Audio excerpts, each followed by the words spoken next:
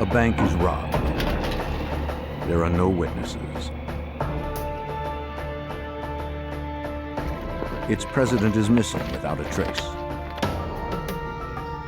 When a body surfaced, the criminal investigation grew deadly serious.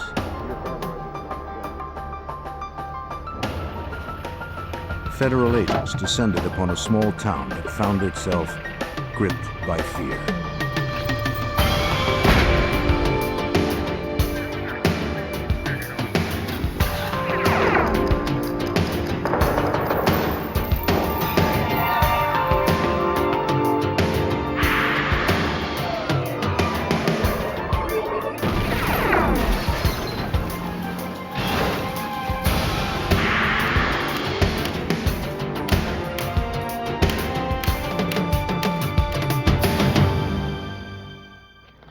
When the small community of Noel, Missouri discovered their bank was robbed, they were shocked. When the bank president turned up missing, they were outraged. But things aren't always as they first appear. And when clues began to surface, the facts were more terrible than anyone could have guessed. I'm Jim Kallstrom, former head of the FBI's New York office. For federal agents, the Noel bank robbery became an intricate case in modern forensics and dogged determination.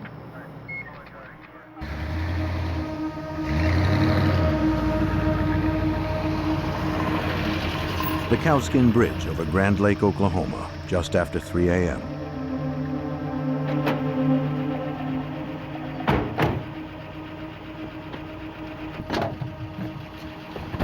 The lake is popular for fishing and boating. But on this night, it would be the scene of something far more sinister.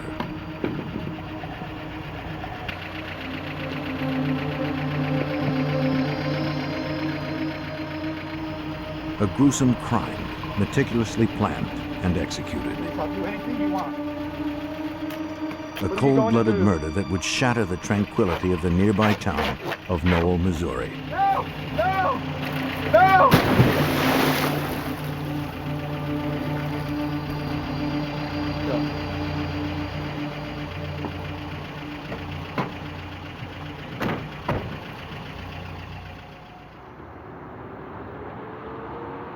Tucked away in the southwest corner of Missouri and home to about 1,200 residents, Noel is a community proud of its small-town charms and low crime rate.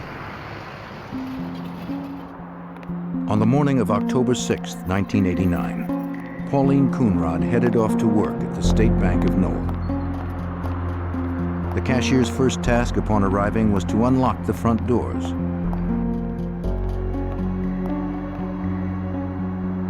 But Coonrod found the doors already open. She thought perhaps the bank president, Dan Short, had arrived early. But as she walked through the building, she saw no one.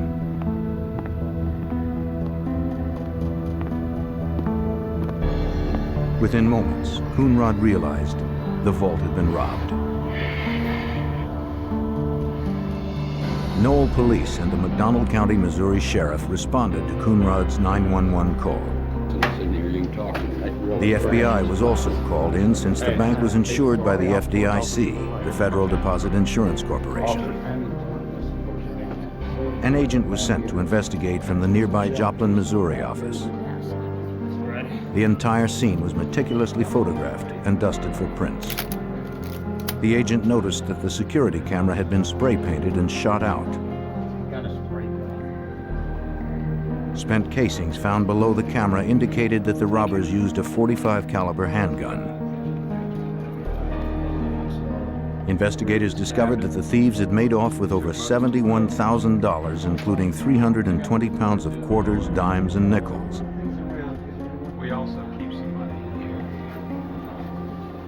Strangely, more than $100,000 in bills was left behind in an unlocked drawer.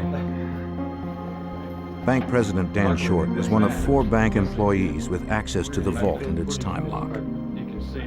Yet he was the only one of the 4 who hadn't arrived that morning. Questioning him became essential to the investigation. Bank Vice President Mark Allman told investigators that Short intended to work late the night before.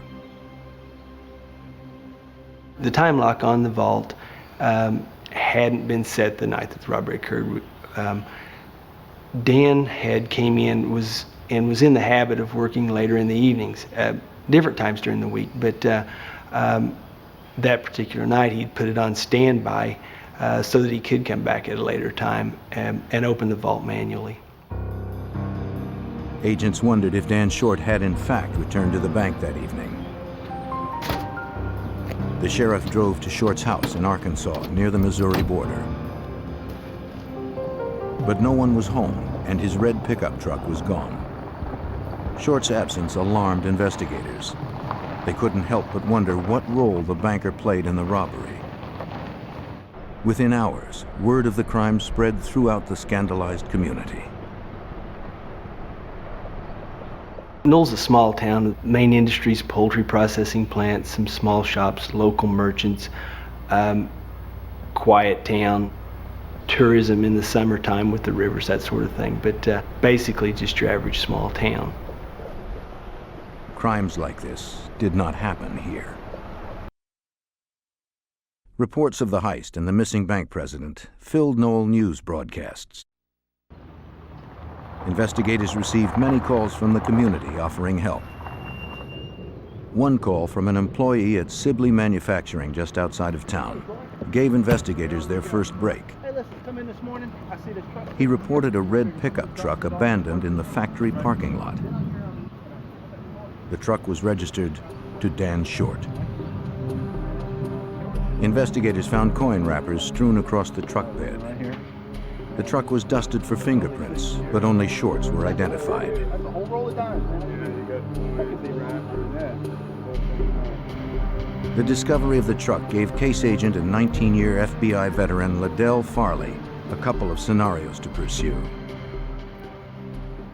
At the end of the first day, we weren't sure if we were dealing with an abducted banker or whether the banker, Mr. Short, had absconded with the money.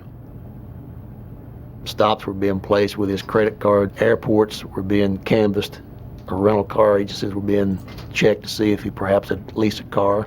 But primarily we're looking for his body, either alive or dead, in the immediate area of Noel. With Short still missing, investigators secured a search warrant for the bank president's house, hoping to find something that would lead to his whereabouts. State police, anybody home? Mr. Short. Inside, all was quiet.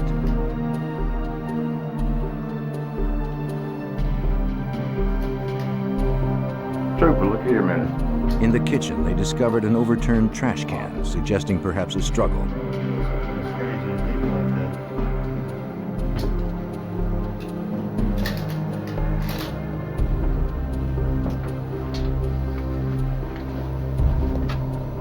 They searched every room. Hi, come here a minute.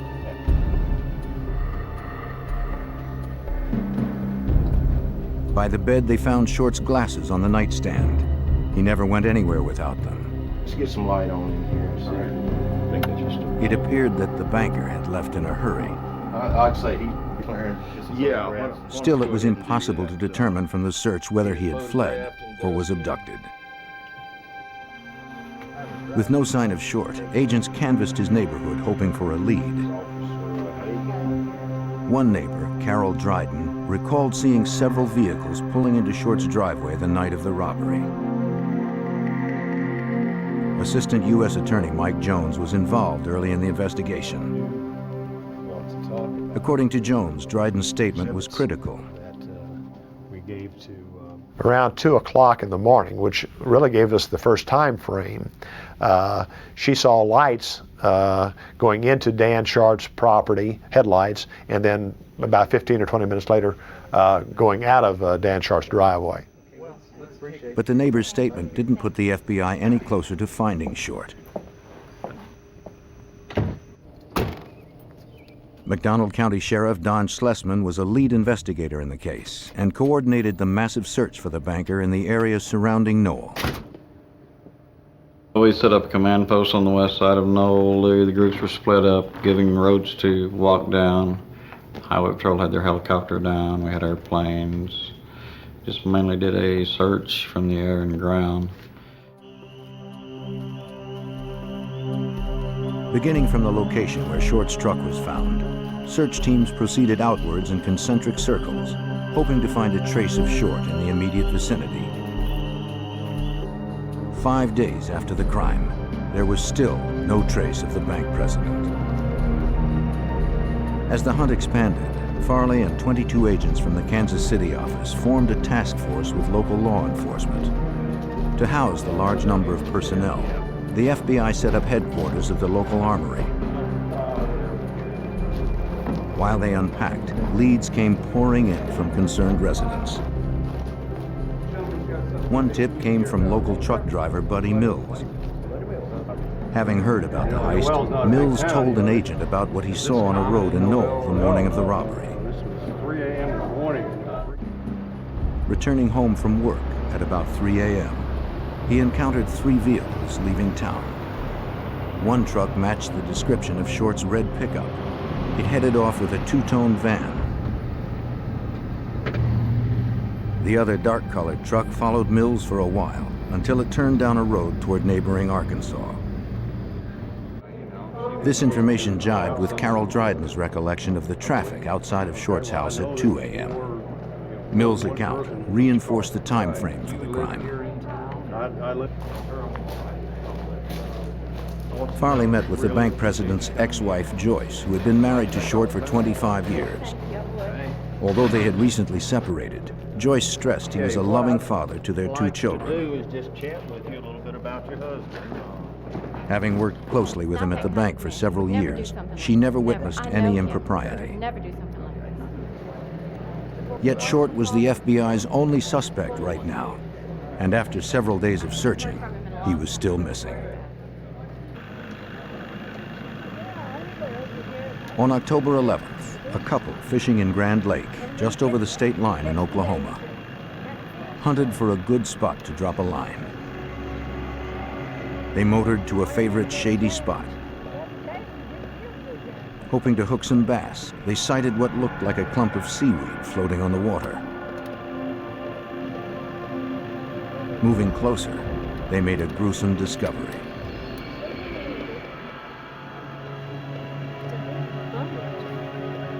Just under the surface, they saw the head and arms of a submerged body.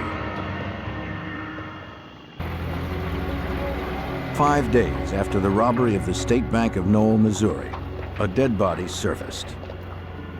2 employees of the marina towed it to a dock. The body was badly decomposed, but the coroner determined that the man had been dead for 5 days. Immediately after death, bacteria begin to break down the soft tissues of the organs, releasing gaseous compounds. After a few days, the gas fills the corpse and can lift the submerged body to the surface.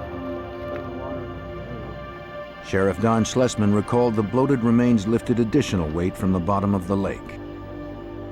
He had the chain tied to him in a concrete block and part of a chair. And it was a pretty gruesome sight, really. A corpse will float until the skin tears, releasing the gases. Then the body will sink back to the bottom. If the boaters hadn't seen the body that day, it may have never been found. The time of death was later determined to be consistent with the time frame of Dan Short's disappearance. The sheriff found a wallet in the victim's back pocket. Inside was a driver's license confirming the identity as Dan Short.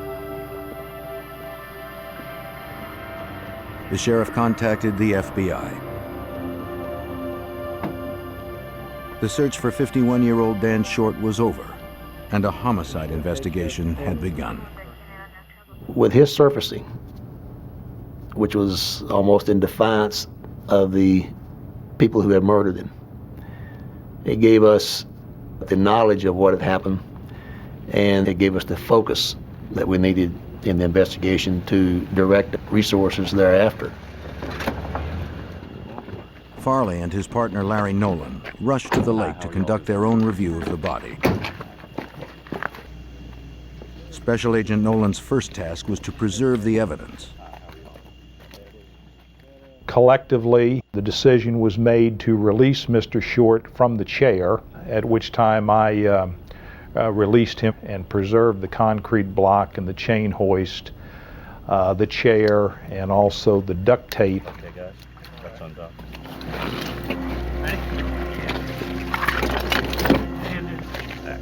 With Short's corpse freed from his death trap, the coroner removed the body. The medical examiner determined the probable cause of death was drowning. The chair with the block, chain hoist, and duct tape were examined and photographed by investigators before being sent to the FBI lab in Washington, D.C.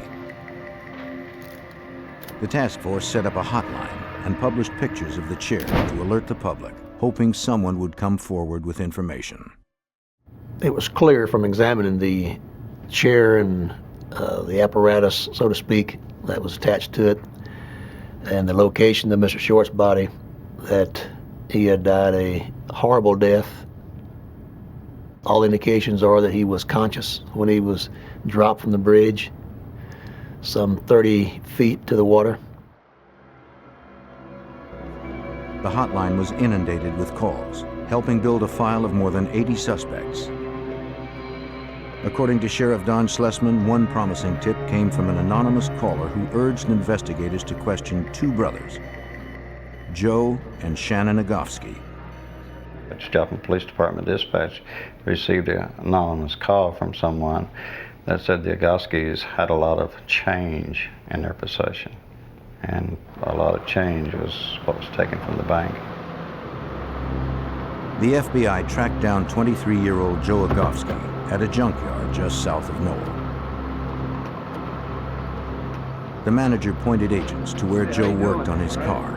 Yeah, sure. He's working right out there in that yard right there. Oh, that's him right there in the black vest? Yeah. Okay, thank you. How you doing? You Joe Agofsky? Yes, sir. Joe said that on the night of the robbery, he had been at his girlfriend's house, more than 40 miles from Is she Noel. available, and does she live locally here? Yes, sir. Okay, very good. We're also interested in 45 handguns. Do you have those? He was cooperative and told them he had two .45 caliber handguns, Could we see it? the same caliber as the weapon used to shoot out the security camera. They inquired if they could test fire the guns. Joe agreed and told investigators the weapons were stored at his home. His 18-year-old brother Shannon would be there to meet them.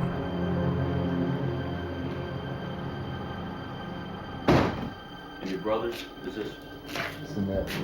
When the agents arrived, Shannon Agofsky showed them where the guns were kept.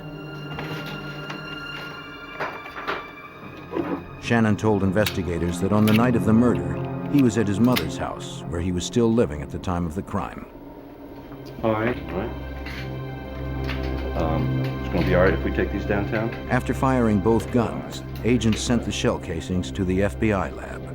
All right. Examiners there would later determine that they did not match those found at the bank. To lead agent Farley, it was a dead end. Both expressed their willingness to help the investigation if they could. Both had alibis for the evening of the crime. Given these factors, our attention was directed elsewhere with other suspects, as both the Agofsky brothers appeared to be not involved in this crime. Back at Grand Lake in Oklahoma, where Short's body had been recovered 2 days earlier, resident Rowdy Foreman was out fishing with his son and daughter when he made a curious discovery along the shore. We came across a wooden dowel, a brace, if you want to call it that, and it was just out of place. Alongside the chair part, Foreman also found a piece of duct tape. Having seen pictures in the newspaper, he believed it may have been from the chair found with Short's body. He sent his son to fetch plastic bags from his house in order to preserve his find. Sheriff Don Schlesman and a partner drove to Oklahoma to question Foreman about the discovery. And they asked me, said, "Do you have a piece of evidence?" told him, I don't know if it's evidence. I said, I found a piece of duct tape. And his first comment was, "Oh my God, isn't that pretty?" And they were looking at the fingerprint, just clear as day. There was a print there. The fingerprint appeared to be made from car grease, impervious to the lake water.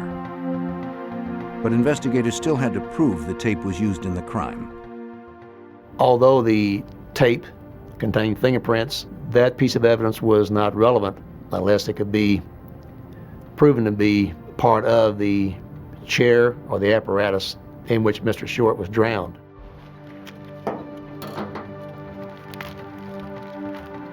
To prove that, FBI examiners would have to match the glue and strands from the torn piece of tape with the tape found on the chair. But that would take weeks. Until then, the FBI and local investigators still had no prime suspects for the crime. A week after the robbery of the State Bank of Noel, Missouri, and the brutal murder of its president, Dan Short, the FBI had recovered Short's body, the murder device, and a possible fingerprint from a nearby lake. Investigators fielded calls from residents who were willing to help, but also afraid to do so. Due to the manner in which Mr. Short was killed, although the local citizens were very concerned and wanted to be helpful, some were reluctant to do so out of fear. Therefore, some of the witnesses did not come forth. They did so sometimes out of the insistence of a friend or an associate.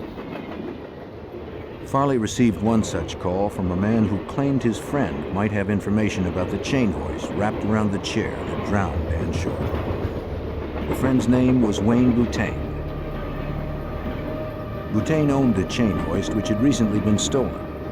Though he notified the police, the hoist was never recovered. He suspected the Agofskys of stealing it. Farley showed Boutain the photos of the hoist investigators had retrieved from the lake.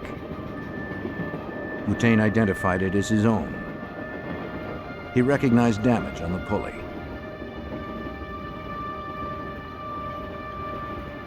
He'd last seen the apparatus at Sheila Agofsky's house where he had once lived. Boutain agreed to take a polygraph test and passed it. Another important development in the case was the determination that the chain hoist, which was duct taped to the chair, was property of Wayne Boutain, who had left it at the residence of Sheila Agofsky a few days before the murder of Mr. Short. On the strength of Boutain's statement, Farley decided to question the Agofskys again. Driving up to their mother's house, he noticed an old van in the front yard. It closely matched the description of one of the vehicles Buddy Mills saw the night of the bank heist.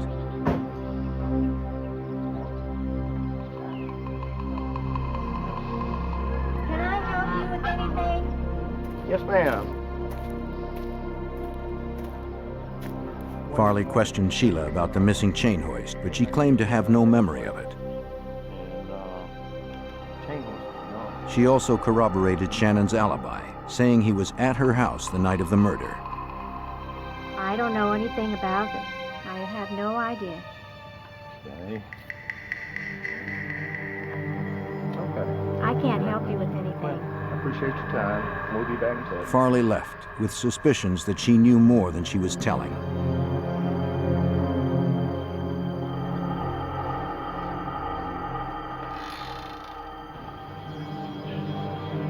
He asked the brothers to give their fingerprints, hoping to match the one found on the duct tape. Joe Agofsky complied.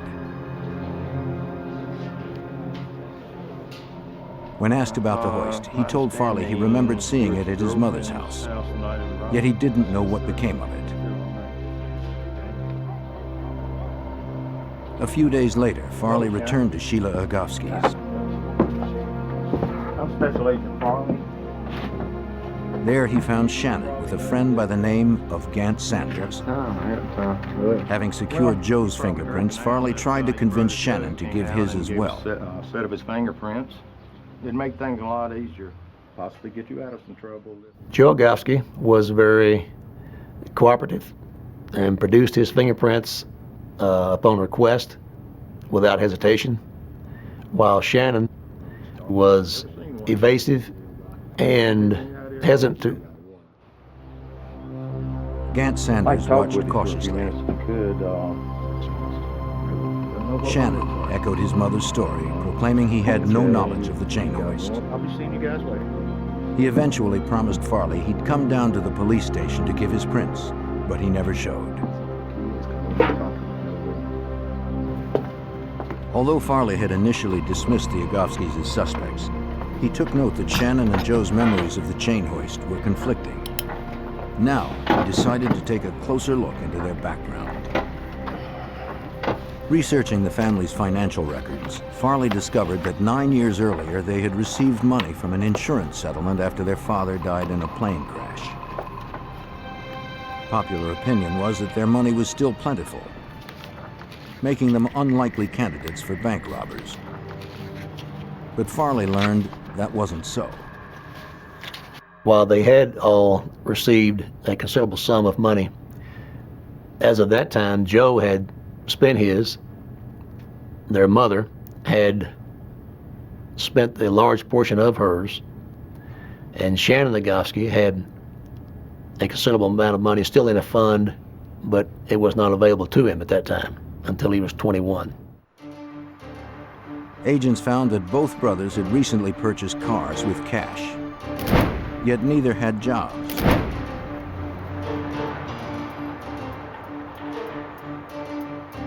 Investigators also determined that 18-year-old Shannon had spent more than $5,000 since the heist. Although the Agofsky brothers' spending looked suspicious, Farley still had no solid evidence linking them to the bank robbery and murder. Revisiting crime reports and witness statements, he made a new connection. Truck driver Buddy Mills said he had seen 3 vehicles leaving Noel on the night of the robbery. That meant there was a possible third suspect out there. If 2 of the vehicles were driven by the Agofsky brothers, then perhaps the other was driven by one of their friends. Farley recalled the young man he met briefly on the Agofsky's porch the day he questioned Shannon, Gant Sanders. Sanders had recently become Shannon's roommate. Farley tracked him down at a junkyard. The closest associate that we could identify of both Shannon and Joe Agofsky was Gant Sanders. It was learned that Gant had been good friends with both Joe and Shannon, both prior to and after the robbery and murder.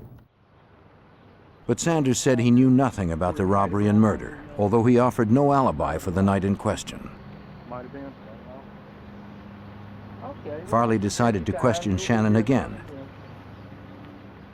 this time with a polygraph machine. A couple of things about the test is nothing will be painful. The test was administered in a motel room by a technician from the Missouri capital of Springfield. A polygraph is used by investigators as a tool to rule out possible suspects. The machine monitors the subject's reactions to stress in 3 ways. Tubes fastened around the chest monitor the slightest change in respiration. Low-voltage electrodes placed on the finger detect moisture on the skin. All right, relax your arms. And a cuff on the arm measures changes in blood pressure. The examination is based on the body's fight or flight principle. I'll need you to sit perfectly still. When the brain perceives a physical or psychological threat, the body responds by increasing blood pressure, heart rate, and respiration. Shannon Agofsky was asked about Dan Short, the robbery, and the murder. Did you take a chain hoist from Wayne Butane's? No. Did you kill Dan Short? No. Based on his physiological responses, the examiner determined that the younger Agofsky brother was deceptive about his knowledge of the crime. It was clear to Farley that Shannon was somehow involved.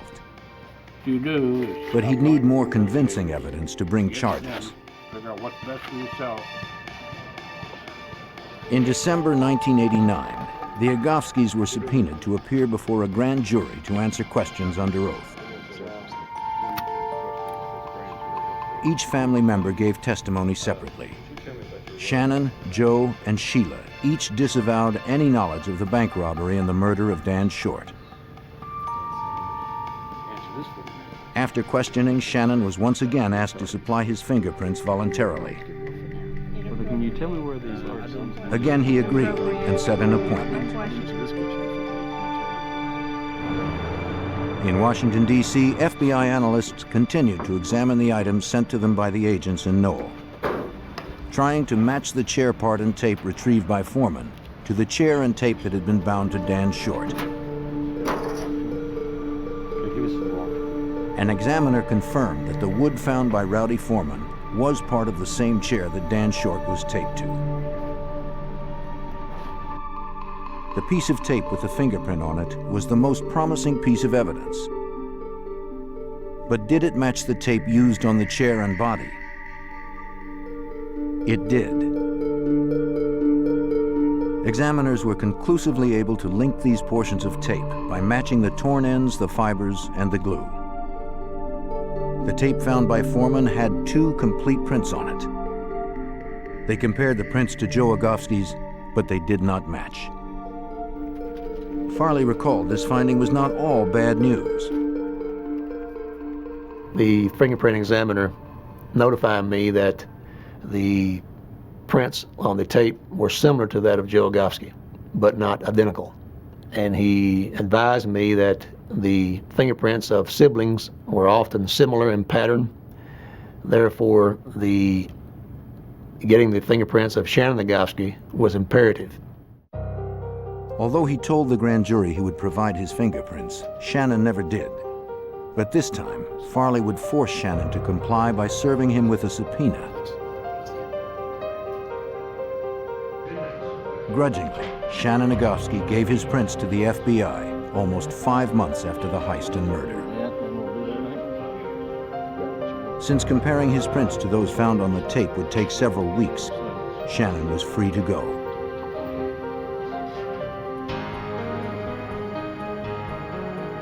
But Agent Farley did not remain idle.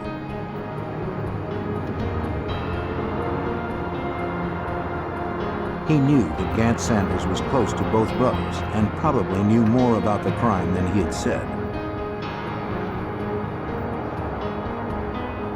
So he decided to confront him.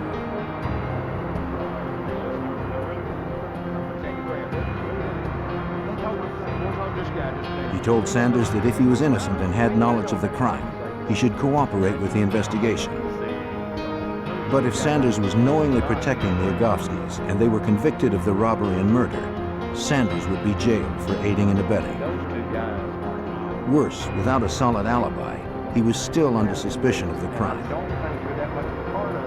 But Sanders revealed nothing.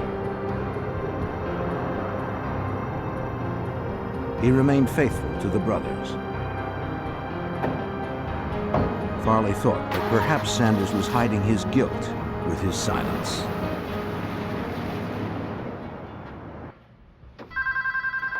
Agent Farley pursued 2 brothers, Joe and Shannon Agofsky, as the prime suspects in the bank heist and murder.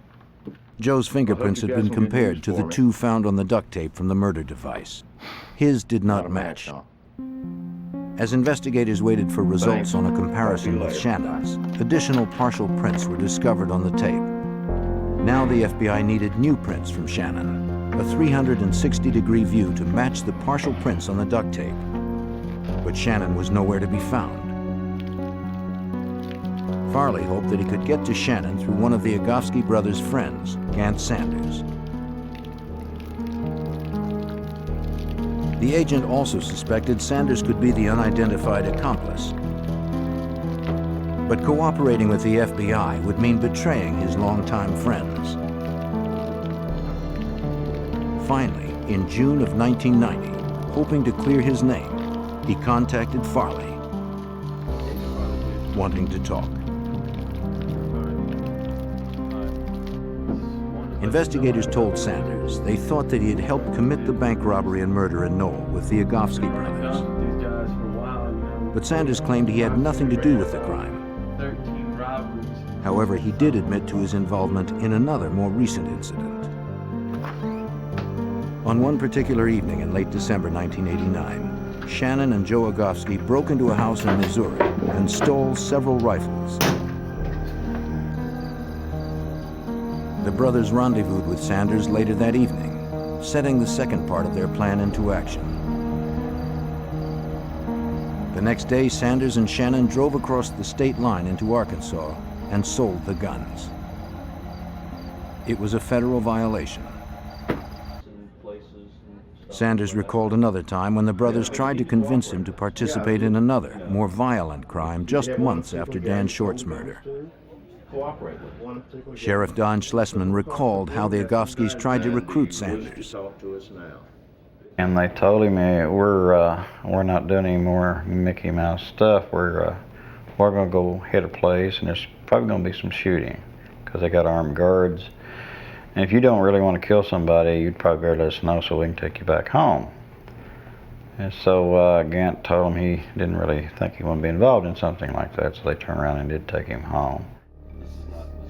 By cooperating with the FBI, Sanders made a deal for his role in the illegal sale of the firearms and was put on probation. He was also finally dismissed as a third suspect in the bank robbery, passing a lie detector test 3 times. With the help of Sanders' statement, Farley issued a federal warrant for Shannon Agofsky. He was indicted for transporting and selling firearms across state lines. Since Joe had not been involved in the sale, he was not charged. Authorities tracked down Shannon in a small town in Arkansas several months later. When apprehended, police searched his vehicle and found several bags of nickels in his trunk. Shannon was turned over to authorities in Missouri and booked in the Springfield Federal Courthouse. Look at me. Okay. While being processed, Farley acquired the set of Shannon's fingerprints examiners had been waiting for. The FBI lab needed a front and back view of his prints, hoping to match 2 partial prints found on the duct tape used in the murder of Dan Short.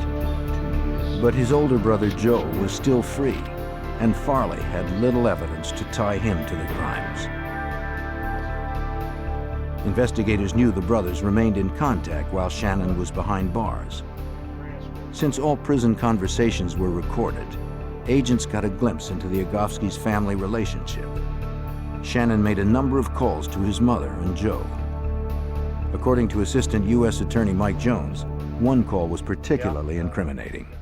Shannon was asking Joe if we would be able to make a case against him, and Joe indicated that we would not be able to put him at the scene. Farley knew the brothers were worried, but the call was not enough to arrest Joe.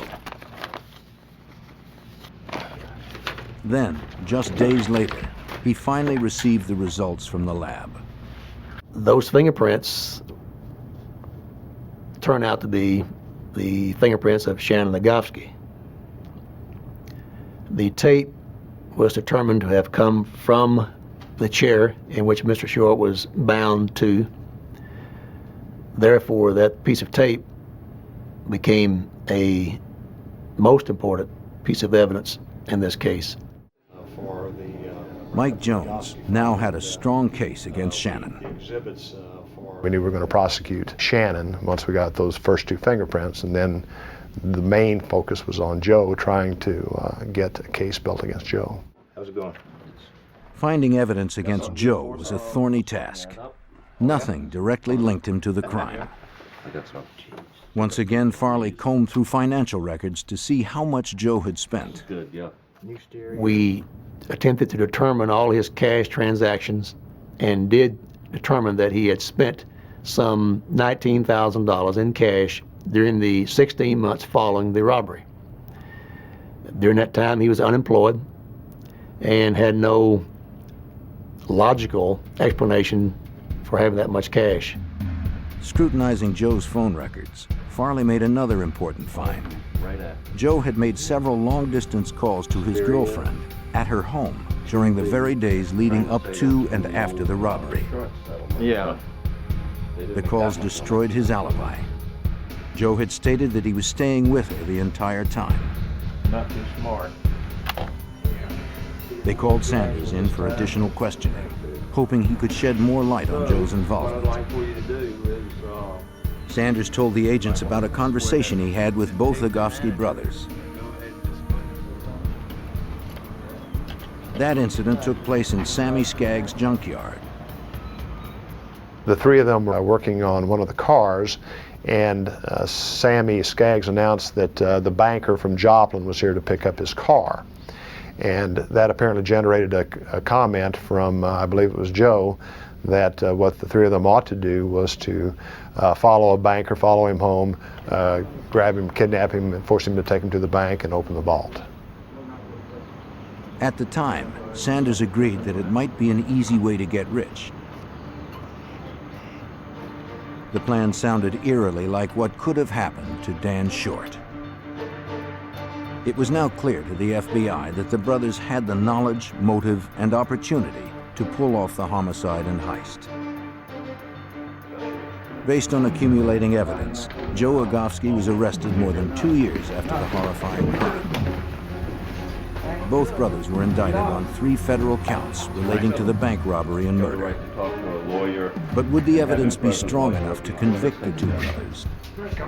The investigators were betting on it.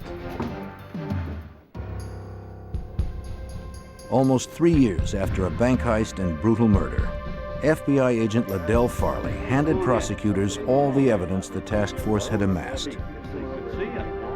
Reviewing their files, the agents described the Agofsky's plans and actions to Assistant U.S. Attorney Mike Jones and his associates. They were determined to prove beyond any doubt that the brothers had committed the crime.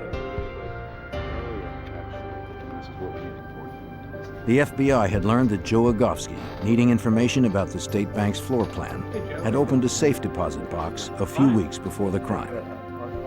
Bank Vice President Mark Ullman told investigators that Joe was particularly interested in Dan Short as well. He made a point of asking who Short was and where he lived. He's our president. Would you like to meet him? Oh, no, thanks. I was just asking who he was. Returning home, Joe drew floor plans to the bank and plotted the crime with Shannon. They decided to do the job before the sun rose, so there would be no witnesses. We're gonna go through the front door. When we get through there, I want you guys to knock the cameras out. To get into the vault, they needed someone who had the keys and knew the combination. Make sure you get them keys. For that, they would abduct Dan Short, the bank president, and force him to open the vault. Afterwards, they needed to make sure he'd never talk. Don't give that combination up. They thought it would be easy money. Life would be good with their new fortunes. Let's get these guns clean. Let's get... In the early hours of October 6th, Joe and Shannon Agofsky put their plan into motion. Acting as a lookout for them was an unidentified accomplice who drove the blue Chevy pickup. It was the same vehicle neighbor Carol Dryden recalled seeing around Short's house a week before the kidnapping. The brothers loaded their mother's brown and tan van with the equipment they would need to commit the crime. At around 2 a.m., they arrived at Dan Short's house, a brief trip across the Arkansas border.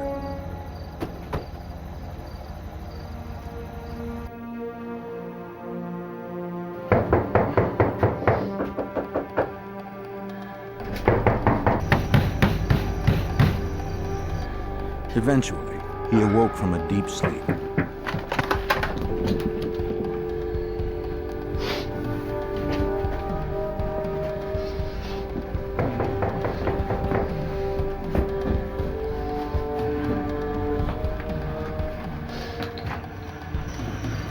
The intruders would be the last people he ever saw. Get out of here. Short tried to flee. but he had no chance against the brothers and their accomplice.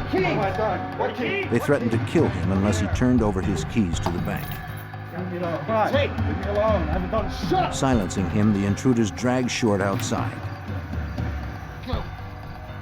The terror continued as Short was stuffed into the front seat of the van.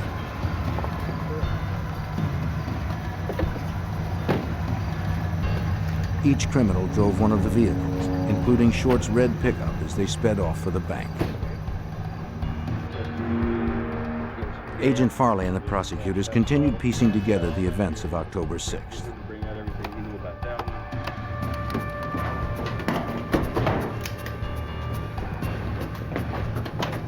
The Agofskys and their accomplice pulled up to the bank, only a brief drive from Short's house. With their captive in tow, the robbers quickly opened the bank's front door and ran in.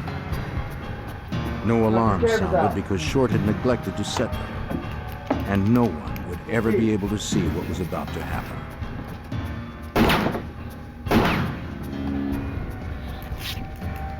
Let's go to that desk. After ripping the duct tape off his mouth, they pulled Short over to his desk and retrieved the keys to the safe. 7 left. Then they forced him to provide the vault's combination. Oh yeah, only 2 right.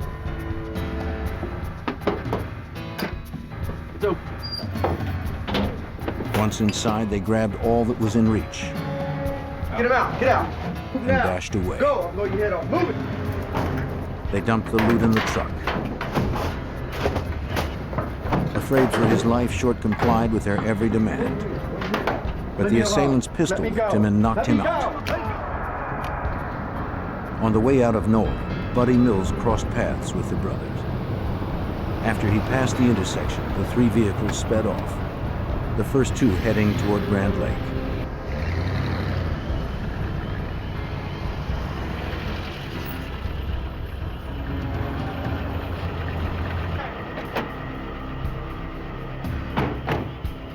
Reaching Grand Lake, some 22 miles from Noel, the 2 remaining vehicles stopped along the high point of the Cowskin Bridge.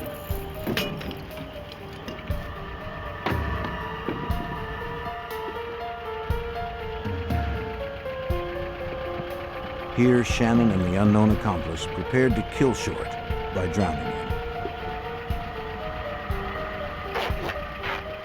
In his haste, Shannon took off his gloves to secure a portion of the tape. Shut up! And unknowingly left greasy fingerprints behind. Stop! What are you doing? Shut up! Stop! Don't do this. Then the 2 attached the stolen chain hoist. I'll do anything. Anything you want. When they finished, they lifted Short above the lake. Oh, no! No! And plunged him into the black water below. At the first trial in September 1992, the evidence was strong enough to persuade a jury to convict Shannon and Joe Agofsky of 3 federal crimes relating to the robbery, abduction, and use of firearms during the illegal acts. In the state trial, only Shannon was found guilty of murder. Though the unidentified accomplice was never found, it was determined that the Agofsky brothers were the masterminds and principal perpetrators of the crime. No charges were brought against their mother, Sheila. Without doubt, this was the most difficult investigation I've been involved in as an FBI agent. Some 29 years of investigating various crimes. This was an unusually heinous crime. Today, Joe and Shannon Agofsky are serving life sentences with no chance of parole. For his cooperation, Gant Sanders served the remainder of his firearms charge on probation. Noel has returned to normal, a violent chapter in its history now closed. Yet because of the crimes of these blood brothers, it will never be the same quiet, innocent place it once was.